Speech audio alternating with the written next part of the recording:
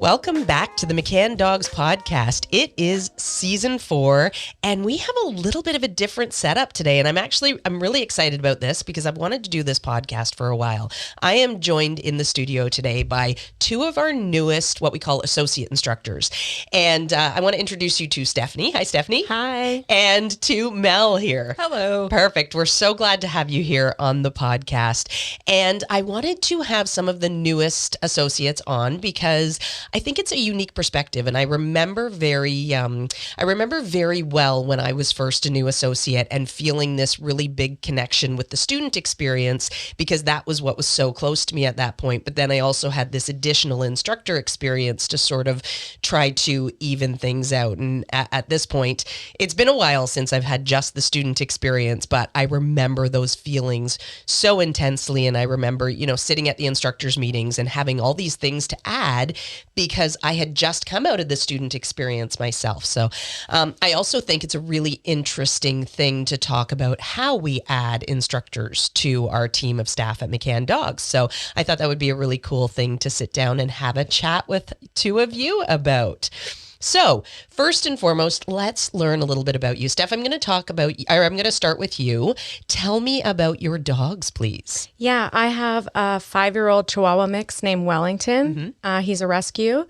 And I also have a probably 7 to 8 month old mix of some sort named Rico. And you just brought him home recently, right? I just brought him home. He's from Texas as well as a rescue. All right. And how are things going? They're going great. Good. The two of them get along well. Well, I kept them apart for a while, right? Good job. And they're getting along quite well. It's really funny to see Wellington kind of like step into his own, like, no, I'm the boss personality sometimes. But then to see Rico kind of slip in and do those puppy moments and have fun and try and get Welly out of his shell a little bit too. Nice. So fun. So was Wellington your first dog? Wellington was my first dog. We've had family dogs. My life with my parents, but Wellington was my first real dog. Yeah. Okay. And did you train when your parents had dogs? Did they train their dogs or was it just like family pets that hung out? So our first dog, we had no training and it was the typical, like what we hear now, like you would call his name or he would get out the door and run. And then we would be those people like shaking the treat bag, trying to get him back. So when my mom decided to get a second dog, she got a Portuguese water dog and she instantly went to training with the dog. And to see the difference between the two dogs, I was like, okay, never again. If I get my own dog, we're doing some training. So amazing. Yeah. I love that. Yeah. The stark realization once you've built a relationship through training, you can't go back. I can't imagine ever going back. And what about you, Mel? What is your origin in dogs? Murphy is my Portuguese water dog, who was my very first dog. We had family dogs too growing up, Wheaton Terriers, and they were not trained. I remember trying to do trick training with them, but they were not trained dogs. They're very sweet, but they just kind of ruled the roost. Gotcha. Murphy was actually supposed to be my husband's dog. I had a couple dogs that had family dogs that had passed away, and he really wanted a dog, so I was like, okay, we'll go and pick up one for you. And I was going to be home with him all the time. So I was like, well, I'll train him at least and kind of make sure that he's not running rampant around the house. And he is a wild thing. Okay. So we came into McCann's and did after the lesson 1 in grade 1, it was like, oh, okay, I'm doing this. Yeah. This looks awesome. So amazing. Yeah. And I mean, he has been a wild thing throughout his whole life. It's been a lot. Talking about the student experience, like I remember a lot of times in grade 1 just being overwhelmed because he was always the craziest in class. But gotcha. Yeah, he's lovely and very sweet now. And good. And you stuck it out. And it all came together. And that's the thing that we always try to convince our students, just stick with it. Even though it might feel a little messy now, that's part of the process. Just stick it out and you're going to get to that pot of gold at the end of the rainbow. So that's fabulous. What do you do with Murphy? Like, what are your favorite activities to hang out with him and do?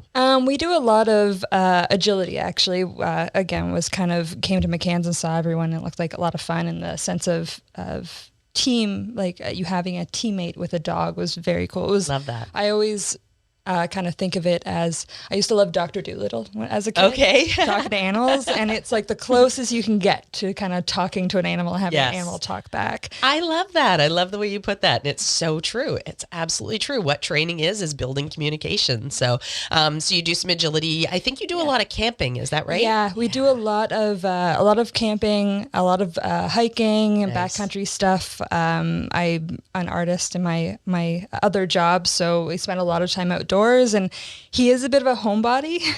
He actually doesn't like to sleep on the ground or do any Okay. of those things, but he absolutely loves to be out there hiking and playing fetch in the water and just generally getting Nice. into trouble. Yeah. Nice. Tell me about the artist thing. Yeah. So I'm a painter Okay. by trade. Okay. Kind of went through art school. It was always what I wanted to do, and it's actually interesting. It was very clear from the get-go, oh, I want to be an artist, and I've never had that feeling ever in my life other than coming to dog training and kind of learning about training dogs. Oh, that's Yeah. fantastic. I love that. Those are the two things you were meant to do for sure. Steph, I want to come back to you because we didn't talk about what you do for regular life. Oh, for regular life, I'm a teacher, Okay. but I'm not jack of all trades, master of none kind of person. I love having a little bit of everything. I originally went to school for opera singing. Oh my goodness. So Okay. I was a trained opera singer, classical singer, and then I kind of got into teaching, worked with elementary students in music and the library, and then I got into working with neurodiverse kids in a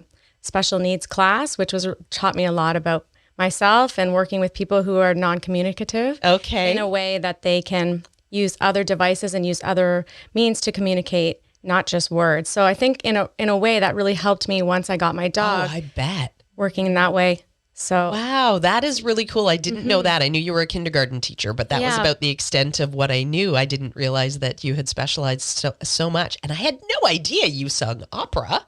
That's Yeah. pretty cool. I knew you were a singer. I knew that you have some performance background.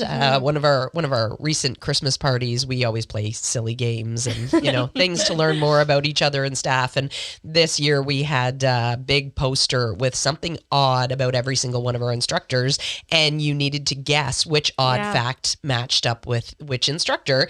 And yours was that you had toured. Tell us about this. Oh, yeah. When I was younger, 16, I got to tour across Canada in a live production of a television show called Maggie and the Ferocious Beast, and I got to play Maggie, and I have to say it was a lot of fun. I'm That is surprised so my parents cool. let me go, right? No doubt. But I had a lot of fun, and it's just something that, again, teaches you a lot. As a teacher, it helped me because if you forget your lines or if something goes horribly wrong, you just got to keep going. Yes. And really nobody notices. So I really enjoyed those experiences. That's really cool. Yeah, that would be a good life skill for sure. So it's really interesting that you're both artistic and creative, and we have lots of instructors, of course, that are also artistic and creative and have these outside of the box ways of doing things. And we also have instructors who are engineers and mathematicians and teachers in other rights. And we have a lot of people, basically, my point is that we have a lot of people that do other things in their regular life, and then they come and they teach 1 or 2 classes for us a week. Actually, before we started the podcast, you were talking about having to do some laundry because you're teaching a lot. How many days a week are you teaching right now? Usually I'm only here 2 days a week, and I try and coordinate it so that I train Welly one day and teach classes after, and then the next day I teach a class and then I take a class with Rico. But this week, just by chance, I'm here 4 days, and they're 4 days in a row. And when you only have one shirt, you don't really want to give off that kind of We're sitting real close here, Steph. Yeah. I kind of warned Mel yesterday. I was like, sorry. So I made sure once I got home last night, I was like, okay, I better wash my shirt so Mel doesn't have any issues with me. We appreciate that. We're in a small room. So, and instructing classes is an active job. It's not like Yeah. you're sitting at a desk. You're running around chasing dogs and chasing people and trying to keep things organized. So I appreciate Or that. putting on gentle leader. Sometimes Yes. that gets you a little sweaty that first time, right? Exactly. Sweat, dog drool, all the things. We all smell like chicken wieners all the Yeah. time. It's Treats in your occupational pockets. hazard. Yeah. Absolutely. What about you, Mel? How many days are you teaching right now? Right now it's just Thursdays and Saturdays. Okay. For a while there, I was teaching 8 classes, and it was good because I kind of had come off the apprenticeship program, really got into it, but then everything in your life starts to like fall out of balance. So I'm just teaching Thursdays and Saturdays, which is really nice, and then I can kind of cover for other teachers when they're off. And yeah, absolutely. And there's a big event this weekend that a lot of our instructors are off at, so I know there's a lot of pitch hitting going on this weekend. So that's great. I want to dive a little bit into the apprentice experience itself. So at what point in your student experience did you know, and I'll ask you first, Mel, at what point in your student experience did you know that you were bound to join the apprenticeship program? Did you approach us? Did we approach you? How did this happen for you? So I mean, my student experience was probably a bit longer than a lot of people's. We repeated a lot of grades a lot of times. And that's okay. And that's okay. Yeah. And that's what I tell students all the time. Like, you repeat grade 2 a couple times, I repeated grade 2 like 4. Like, that is fine. The best way to train. It's the best way to train. You acknowledge the needs of the dog and the progress of the dog, and you make your decisions based on that, not based on, 1, 2, 3, 4, et cetera, and step by step. It's really kind of, it's a bit of an ego check. Yes. Because as a person... Dogs and kids. Yeah. You want to keep going on, but it's not the right decision for your dog. So you really have to like rein that in and think about like, what am I doing? And why am I doing it? But yeah, so I mean, we spend a lot of time in classes, and I got hooked pretty fast. I was, in training in the open sort of periods all the time here, and doing as much as I could.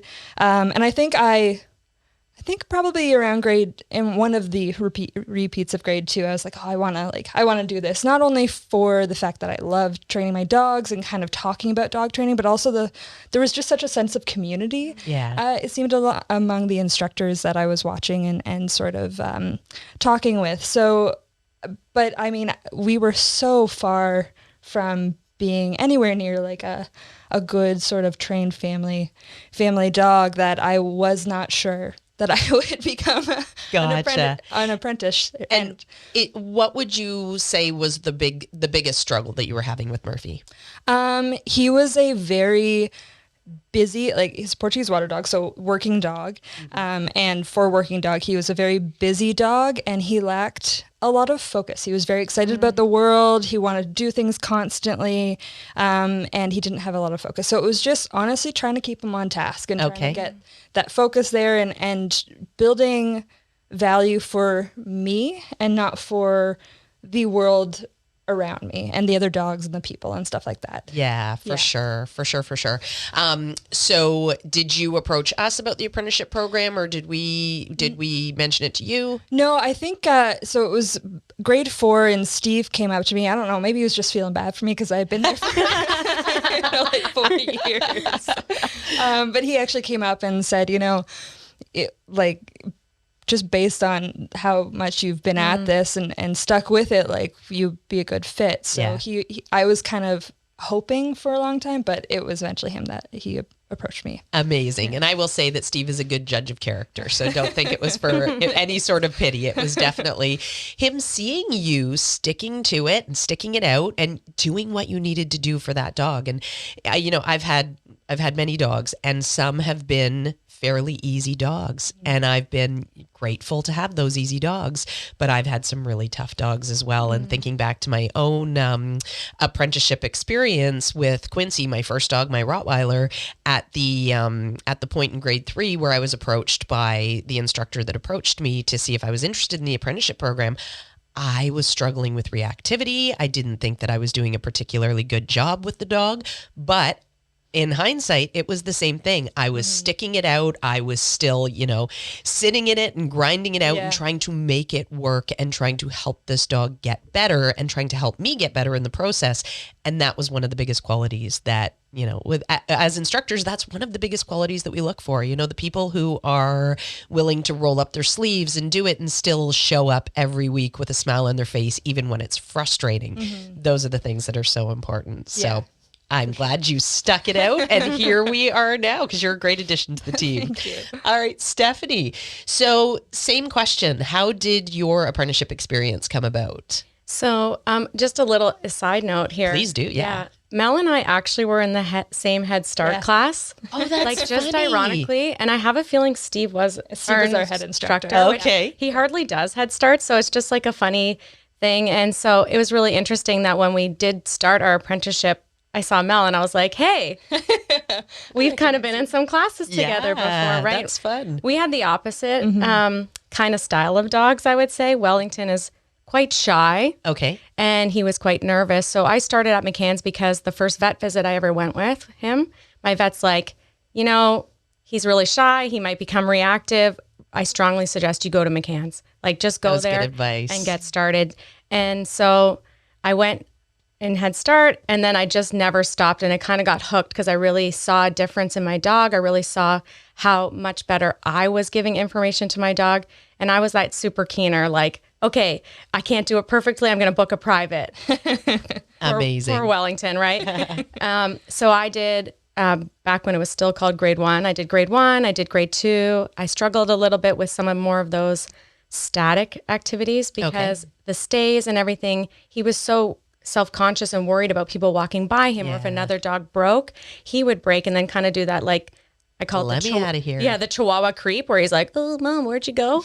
So I worked through that with the instructors booking privates. And then in Life Skills 3, I had a floor instructor approach me and say, you got some great skills here. Have you ever thought about coming to our apprenticeship program? And I was super excited. Yeah. But then I kind of moved on to agility. And like Mel, I kind of wish I had stayed in obedience a little bit longer, but I was just so eager to do agility because we had done those fun days that I moved on. But now I'm thinking I'm going to take Welly and do some more obedience stuff with him just to build on our skills together. Amazing. Yeah. That's a great idea. But COVID hit. Yes. Right. And then I kind of hadn't heard anything about the apprentice program. So I got worried that I was like, oh, maybe they forgot about me or decided I wasn't something. And I didn't want to ask because I thought, I don't know if I ask, but then you don't want to set yourself up if you're thinking like, oh, maybe they decided they don't it's really me, want. Right? Yeah. Such a human condition. Such a human thing. So luckily, though, when we started going back with agility, I got a message and it was really nice to get that letter. And it was really special for me to feel like you guys recognized like the hard work I had put in and the hard work I had done with my dog, right? So I was super excited to get started. Awesome. That is so great. And yeah, COVID definitely threw a wrench into everything. And we'll talk about that because I think you guys ended up having a much longer apprenticeship experience than a lot of people end up having. And we had to get creative with some things to help with your learning as well. So I would definitely want to talk about that. But I'm really glad that we got that message out to you as well, because another really great personality to add to the team. And that is, of course, one of the giant qualities that we're looking for, because if we have people that can't necessarily get in and gently rile the students while still making progress. And, if we have instructors that get frustrated easily, and if we have instructors that don't have that smile on, we end up scaring the students away. And of course, we need these students to realize that they need to stick to it too. It's not going to happen overnight. This is a marathon. Training a dog is a marathon. And just when you think, I'm almost at the finish line, there's a development period and things change and shift again, and you wake up and you have this different dog, and then you work through that and you're triumphant, and then something else happens. So the resilience is so important, and the happy people doing happy things and making other people smile, such an important piece of the culture. And our team has so much fun. I think that's something really important for the students to know, that we are having fun while we're at class together, right? Yeah, absolutely. Well, and even with, so this is a funny story that I'm going to tell, that we have several students that will ask us all the time in private situations, is that a front? Or is McCann's really like that? And especially with online, we do the online training. We do coaching calls every week where we have the entire group of students on the call, and we talk about specific topics, and we have a blast. We're always telling jokes. The students feel, comfortable and welcome. And then behind the scenes, when we're doing private lessons with people, there's always this like, is that really what the McCann family's like? Is that really what all the instructors are like? Or is that just a show to make things look good for the students? And it's like, no, I look forward to going to work most days. Like, it's very rare that I have to drag myself there. Yeah. And, you know, sometimes when it's really, really nice outside, I don't want to sit at the computer or be indoors. But for the most part, I love going to work, and the people that I work with are great, and the culture is great. So know that we are very selective about adding to that culture. So you should feel really empowered, I hope, by the idea that we do very much cherry pick and make sure that we're adding the right people that are going to get the right results and that are going to be they're going to put the student's success on as an important level as we do. So that's fabulous. Alrighty. So starting your apprenticeship program, there is, with our apprenticeship program, we don't take people on to just train them to be dog trainers. We take people on with the intention of adding them to our staff. That is always the case. So if you're listening and you're hoping to learn about dog training, it is not something that we do to just take people in and train them how to be dogs. You have to have done, like, first qualifications are that you have to have done at least life skills 1, 2, and 3. You need to know the programs, know the McCann method. And then from there, you have the option of joining the apprenticeship program if you are approved for the apprenticeship program. At that point, we start out with some classroom learning and some theory because, of course, that's an important thing. We want to make sure that all the rules, quote unquote, of dog training and all the theory behind dog training and the timing discussions and all of that, we get a little deeper in our diving into those things. So does anything stick out to you, Steph? I'll start with you. Does anything stick out to you about the classroom component and the learning experience there? Yeah, I really enjoyed it because we got into those like minute details of dog training and the McCann method and really like pulling apart, teasing apart those things. And, you know, when you're going through it as an apprentice, then you start thinking back to yourself as a student. Yep. And you're like, oh, that's why we do it. Or I kind of missed on that part, but I did great on that part too. And I really, really enjoyed our first like meeting. Yeah. Remember when we had all the toys or things out? Yeah. And you had to choose And one. you had to choose one that would describe dog training. Okay. And tell me about this. What were the toys? Oh my goodness, there were so many. I remember mine. There was a flashlight, right? Yeah, there was a flashlight. There was honestly, there was a lot. Yeah. And surprisingly, none of us chose the same item. No. Okay. There wasn't any infighting. No. So it was like, here's a bunch of things on the ground and I'm going to mentally pick the one, or did you actually go and physically pick it up? We had to go up and physically pick it up, and then we had to take turns describing like why we chose that item and how it pertains to like our dog training.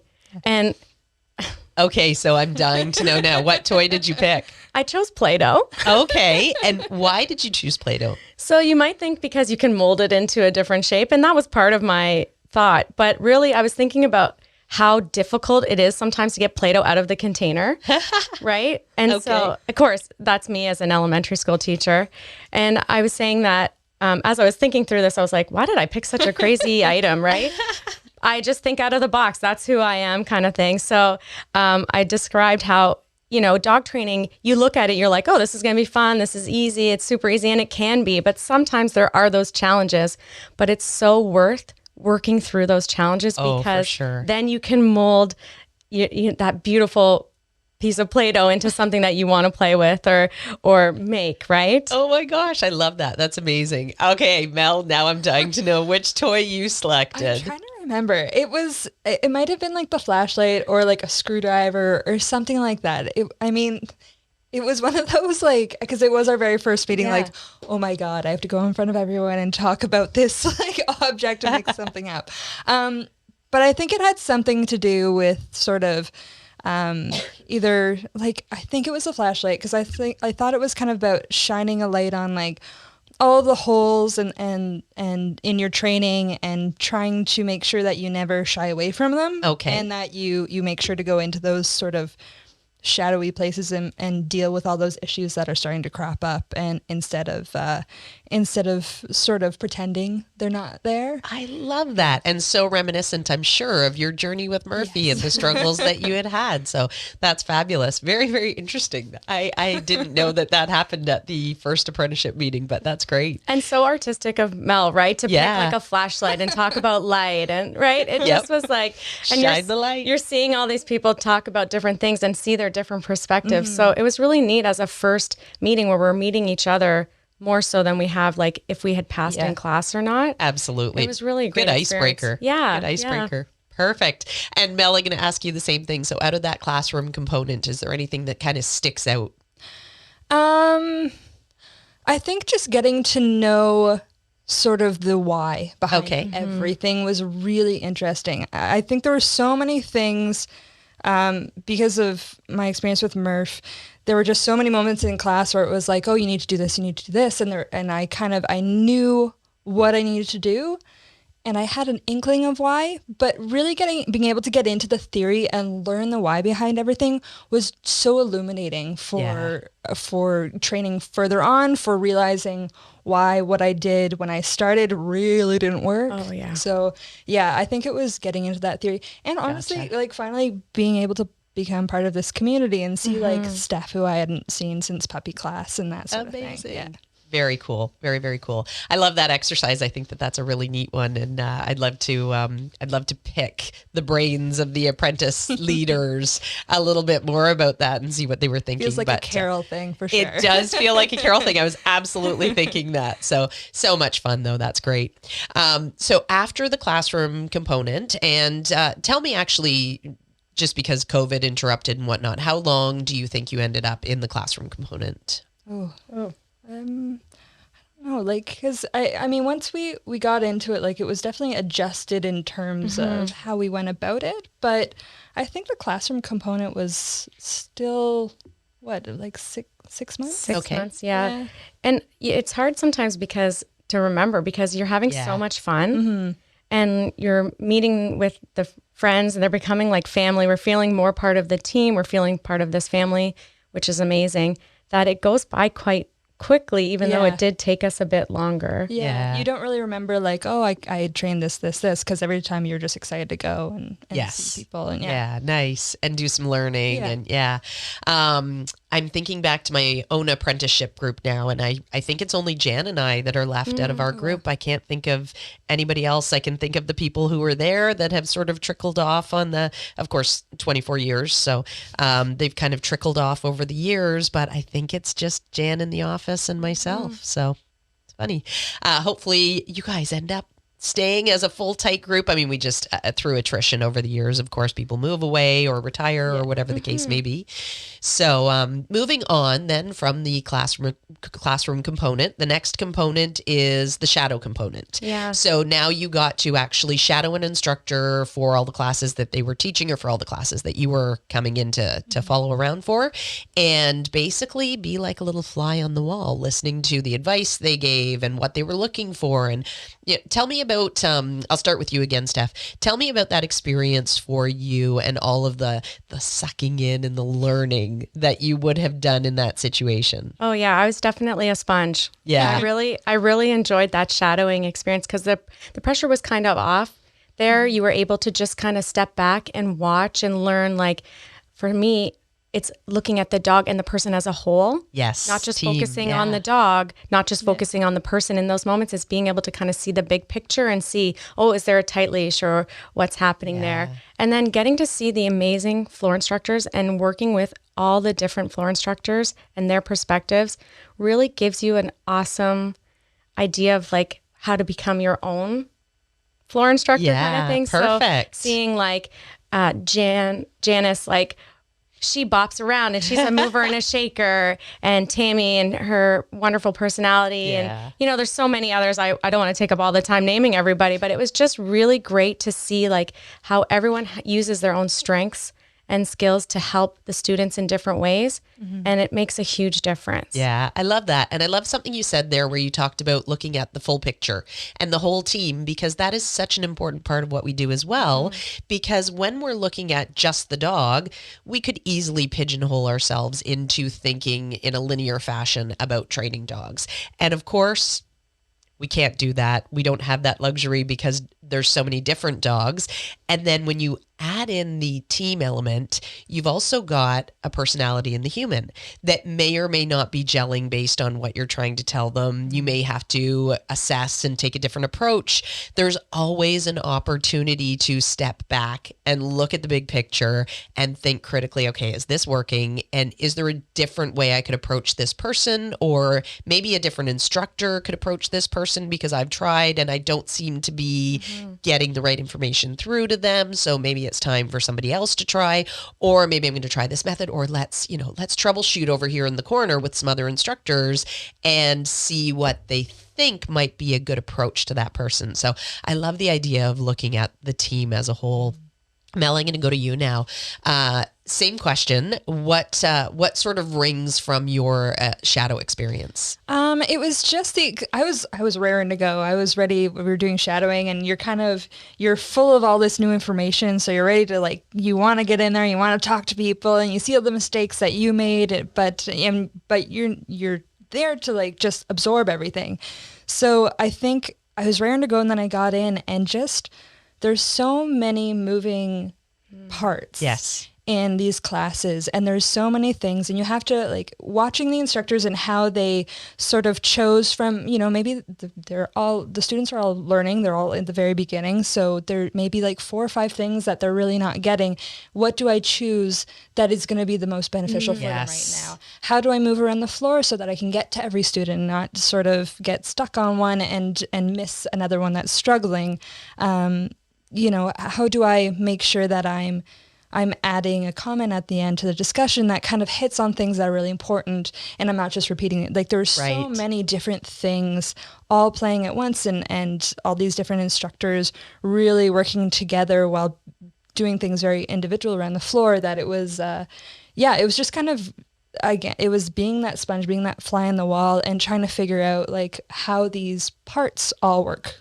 Yeah, absolutely. Let's talk about the comment thing, because I know that can be a big deal. I remember with my own apprentice experience, that was a huge deal for me. I am very much an introvert pretending to be an extrovert in this life. I started at McCann's very much an introvert, and I've learned how to be more of an extrovert, of course, because that's just the way things need to be. But I remember being so stressed about the comment thing and having to talk publicly to the class and having to come up with something, really good and helpful and intelligent to say. So was that something that stressed you out as well, or piece of cake for you? Actually, surprisingly, because I am an artist and I am very much an introvert, and you would kind of think, but I think because I work all day long in a studio alone, I'm let me talk. Let me get in there. I have so much to say. The only person who has heard me yet today is my husband, and he's tired of me. So I want to get in here and get talking. Love it. Love it. How about you? I know you're an extreme extrovert, I feel. You've got this booming personality. I think I'm similar to you. I'm an introvert, but there's times where I'm very extroverted, and I do love speaking to everybody, but then I would be was that okay? Or, how did I word that? Did that make sense? So I always tried to remind myself, Steve is hit the why. And, I'm sure Mel has experienced it. So every so often I throw a really out of left field kind of comment that works, but you have to kind of tailor it in. And the head instructor always does a great job of sometimes reining me in a little bit and bringing it back to that why reason, right? Yeah, gotcha. Good at molding. Yeah, absolutely. I am going way off topic. Yeah. Well, and sometimes that happens, and you end up with this big ramble, and then you're like, okay, I need to come back to my point. Oh, there it is. Yeah, okay, and you can close it out. Yeah. Yeah, I did have a point. I promise. My point is coming. Alrighty. I want to touch on something that we did with you guys that was a little bit different because of COVID, because we needed to sort of bring some people in and help you get more practical practice. We actually had a little bit of a quote unquote workshop where we brought students in for you guys to practice recalls and things with. Do you remember that? Yeah. Perfect. Okay. Tell me about that experience. Mel, I'll start with you this time. That was one of my favorite ones, I think. Okay. Me too. Because we would work with instructors' dogs, but they knew the drill, right? Yeah. They knew what was coming. And so working in a very sort of class setting without that pressure of you're in class and there's 12 students. Yes. I think there was 6 in total, but we only had 3 on the floor at a time or something. But we were doing recalls and learning how to sort of manage the dogs on the floor, and maybe you've got a worried dog that you have to make sure you bring around, and you don't start practicing with right next to a boisterous dog. So it was a really key part for me, just to kind of be like, oh, this is going to get a little chaotic, and how do I go about it? Yeah. So I'm going to come over to you now, Stephanie. It's something that Mel just said was working with a worried dog. And so you have great experience working with Wellington, being a little bit of a worried dog. Did you find that really, really helped drive you to be empathetic and to help the people with a little bit of a worried dog as well? Totally. I find that experience with my own dog, and I'm sure Mel agrees with her dog, when you see those students in class with their dogs that are that type, you're like, oh, I know this. Like, I can help you. Let me help you, right? It's as an apprentice, where I struggled a little bit and had to learn and grow was with the more boisterous dogs, because I wasn't used to a dog like jumping up and trying to do like some ninja moves while you're trying to get those lines straight and I was like, how are these lines getting so tangled? So I really enjoyed that class where we did with the dogs, because we had different size dogs too. Perfect. And again, it's something that we got to practice managing those lines and our timing as well, because we got to be the student and the instructor too. Amazing. So, and I think that probably rung true to you when Stephanie was just saying she wasn't used to dealing with the wild and boisterous dogs, that was a bit of a change. So this is where your experience with Murphy, I'm sure, made you a rock star. Yeah. When it comes to, there's a lot of dogs in class. I have a very hard time with worried dogs. I'm not sure. I always come in a little too strong, and then I have to kind of remajigger my my strategy and realize and adjust. But yeah, boisterous hyper dogs, I'm like, let me at them. There's always, and I always feel for the students, because a lot of times they're very overwhelmed. They're at the back of the class, or dogs barking and jumping, and you can kind of tell they're getting overwhelmed and frustrated. And so my heart kind of goes out to them. It's like, I was there. I had a couple of cry sessions in the car after class, and I just want to I'm like, this is nothing. Don't even worry about it. We'll get through it. But yeah, I love working with the over hyper boisterous dogs. Amazing. That's so great. And this is one of our strengths, is that we come from these classes. We come from the student experience. So when we get to the point where we're instructors, we're like, oh, you know what? That was me. That was me. And it's empowering for us because we've worked through it. And then we can use that empowerment to help empathize with the student and say, you know what? You're going to feel just as good when you get to the end of this. And I've been here and I understand where you're coming from, and just stick with it. You're going to get to the end of this, and you're going to get to that pot of gold at the end of the rainbow, and you're going to absolutely love your relationship with your dog. That's fantastic. So the shadow experience became, Stephanie, I'm going to come back to you here. The shadow experience became what next? What was the next step in that? So the next step is we become it was level two, and we got to talk a little bit to the people at the chairs and stuff with our instructor still with us. Okay. Right? And so tell me a us. little bit more about what that means, talking to the people at the chairs. So for me, it was so funny because we were kept going back and forth depending on what class we are. Yeah. So it kind of mushes together. So if I say a wrong part, maybe that's okay. Someone can jump in. But for me, it was being able to listen to what the floor instructor that I was shadowing would say, and then maybe getting an opportunity the next time if someone asked a question to say something, to give a little pointer here and there, to step in, or get when it was our time to give that comment, to have our floor instructor kind of say, okay, well, this is what I would say, and get yourself ready. And then they would always give me a push or something to get out there, or, someone else just said that comment. This is how I would follow up with that. And it was really helpful to just start to build those confident steps. Because sometimes you're like, I was just there and now I'm here. Yeah. Right. And you're like, you have to know, you have those skills. I can tell you how to fix this, and be confident in your own self. So that for me was a really nice step. Perfect. Yeah.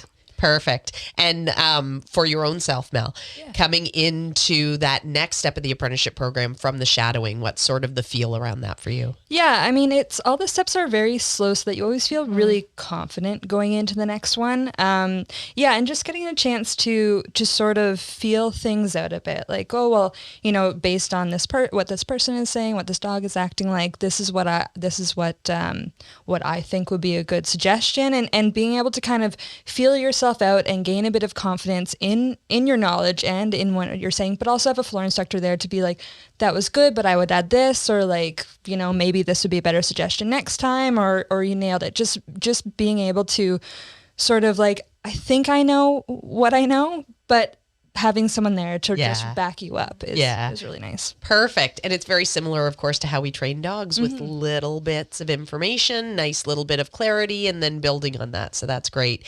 And then the next level is, tell me about the next level. Yeah. So the next level is, I'm definitely getting them mixed up a little bit, but level 3 and 4, or I guess 3, where you kind of, you're starting to make a few more comments, like floor comments, and you start to handle the lines a bit more, and again with your floor instructor's supervision.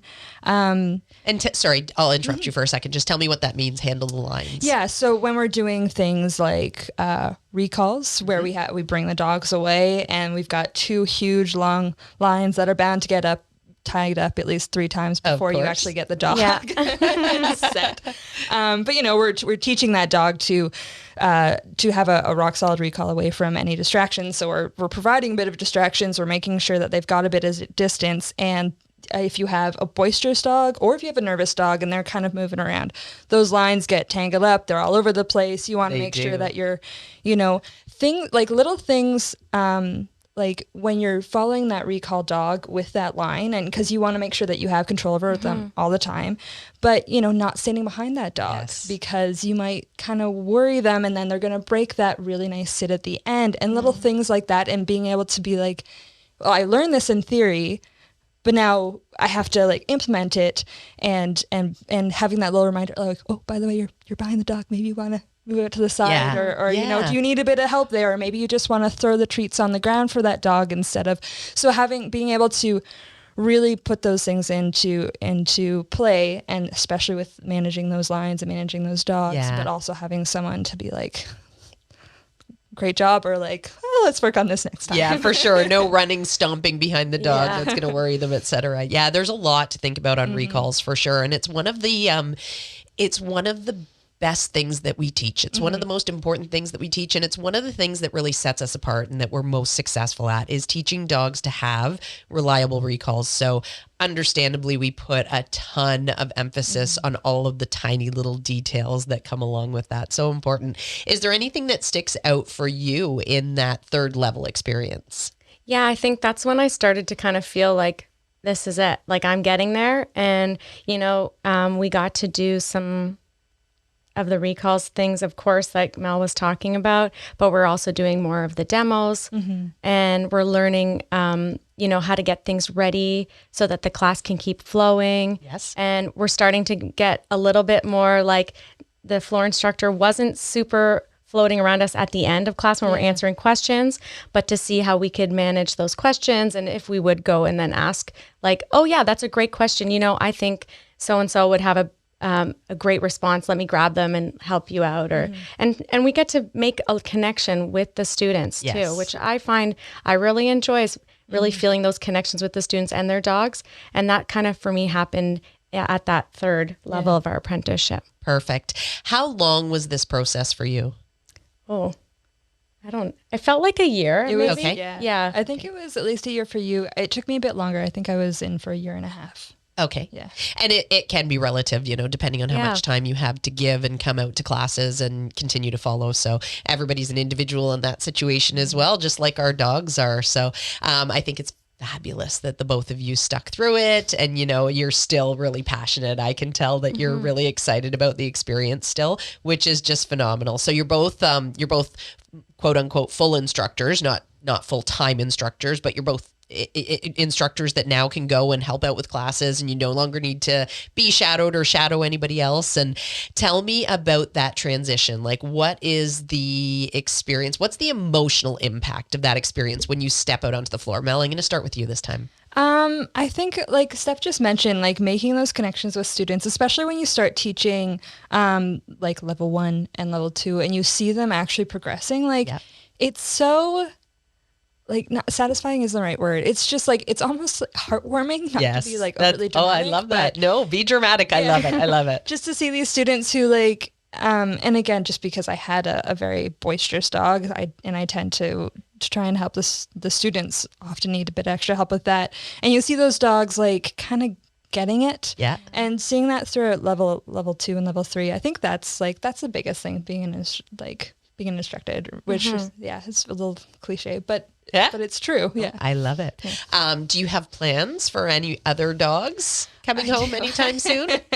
I do. And I think it's a bit of a, like, one of the instructors gets a puppy at McCann's and suddenly there's like 6 puppies. True. Yeah. It's true. It's like puppy season, puppy fever. Yeah, exactly. And I mean, they're adorable and it's so hard not to. And because Murphy was my first dog and I kind of learned trial by fire with him, like now I do want to get a second puppy and sort of actually put my knowledge into play. So it's definitely in the works, kind of like I like to sort of be very slow about these decisions and take my time with them. So, I mean, there may be another Porty or a Border Collie in the in the future. A Porty or a Border Collie. Yeah, okay.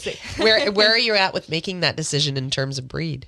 I'm not sure. It's hard because on one hand, like I love the Portuguese water dog. I like their work ethic. They are very goofy dogs, which like just warms the cockles of my heart.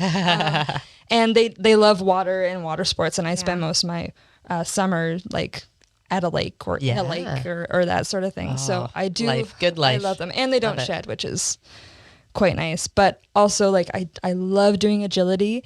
And I mean, Murph has done great, but part of me is kind of like very interested in having an agility dog that's a bit more competitive. And so, yeah. Gotcha.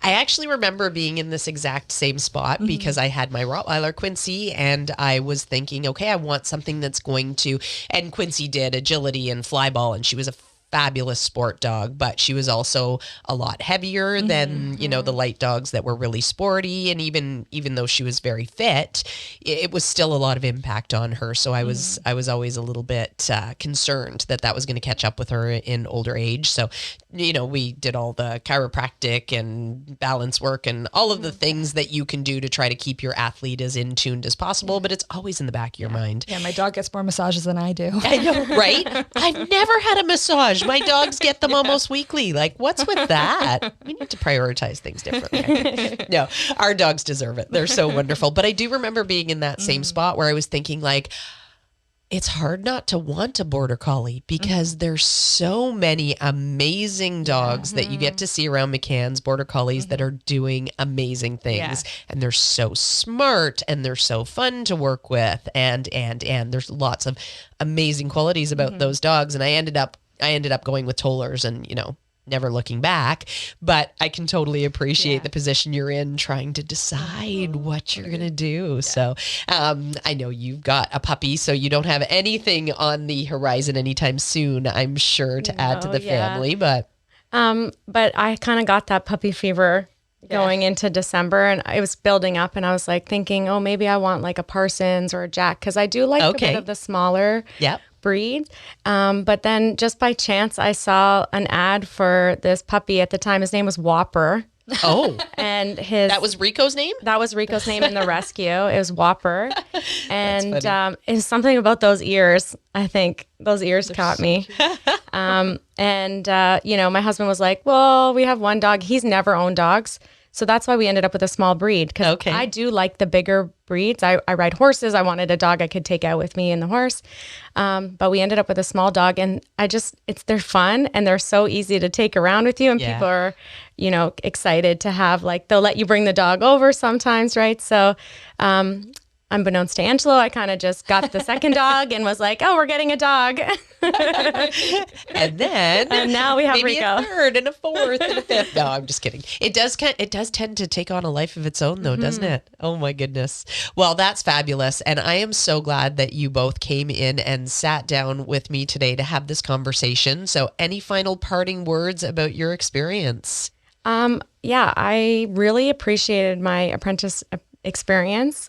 Like, I think not only has it made me a better person in my extra life, like what's going on outside, but being a part of the McCann's family and being a part of this team, like I do agility too, and I'm not as competitive as some of the other people, but I don't feel like that's for me and my dog, and we're working through it. Yeah. And everyone's so supportive that when I do go out to a trial, like you never feel alone. You never feel like if you need help, you can ask anybody. You know, that for me is really important and why I love being a part of McCann's. And then the other part is now that I have this puppy and I'm going through all the life skills 1 and 2 with him, you know, really taking that knowledge I have has helped me be a way better dog trainer. Amazing. And, you know, I think Marty always says that, you know, they feel bad for the second, like a dog trainer's second dog. Yeah, And- there's a second dog syndrome thing for sure. And definitely like Rico is that I just, even in class myself, I'm actually able to like sit there, absorb the information, but catch those moments. Yeah. And so as a floor instructor, then I can point out to the students those moments too. So that's what I really enjoy. Perfect. And what about you, Mel? Anything to part with? Yeah, I think just it's one of those things in life, dog training, like you can always learn more. So a lot of the students are like, oh, but like, you know, you must be great at this. And it's like, I'm doing pretty good. But like I'm still learning. There's still things with my own dog. You know, they're not computers. They're not robots. So there's Exactly. always little things that even as instructors, I'm like, oh, I was a little lax at that. I need to like, you know, I need to proof that response to name again. And I think people sometimes and students sometimes kind of are like, oh, my dog's like trained and they're good to go, and it's just. It's not just the way not it life. works. Yeah. No, not the way it works at all. But I love that. I love that point because I think it's so important. So important. And anybody who has listened to the podcast, I harp on and on about ongoing learning and how much there is to know, and how the more you know in dog training, the more you realize you don't know, because there's always more. There's always things we can do better, and things are always evolving. So fabulous attitude. Fabulous. Thank you both so much for joining me today, and thank you for joining us on the podcast, everybody. On that note, I'm Instructor Shannon. I'm Stephanie. I'm Mel. Happy training.